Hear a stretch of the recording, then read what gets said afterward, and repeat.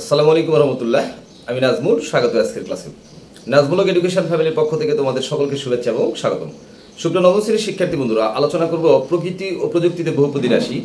তোমাদের বইয়ে পেজ নম্বর 108 এবং আজকের পর্ব নম্বর 25 নম্বর পর্বে আলোচনা করব আংশিক ভগ্নাংশ প্রকাশের নিয়ম নম্বর 4। বাচ্চারা চলো, যে আংশিক ভগ্নাংশ প্রকাশের নিয়ম নম্বর 4, যে 4 নম্বর নিয়মে যেই অঙ্কটা আছে, আংশিক ভগ্নাংশের অঙ্কগুলো যদি ধরে নিয়ে করতে হয়, সেটা আমরা আলোচনা করব।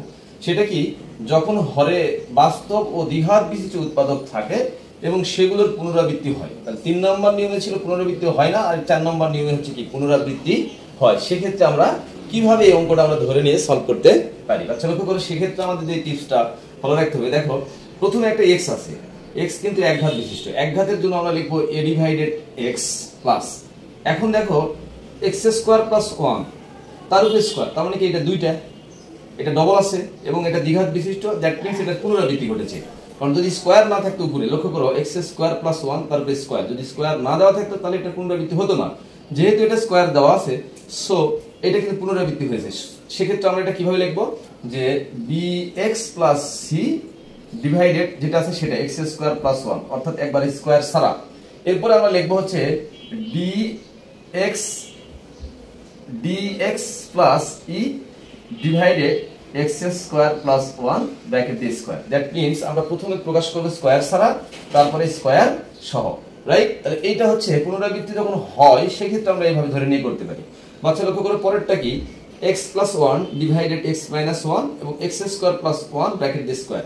দ্যাট ইজ এইটাও কিন্তু পুনরাবৃত্তি ঘটেছে, একই জিনিস ডবল বার রয়েছে। সো আমরা এটাকে প্রকাশ করবো কিভাবে, সর্বপ্রথম দেখতে হবে একঘাত বিশিষ্ট যেটা আছে সেটাকে আমরা প্রকাশ করবো এ ডিভাইডেড এক্স মাইনাস 1 প্লাস, এরপরে এটা একবার স্কোয়ার সহ একবার স্কোয়ার ছাড়া।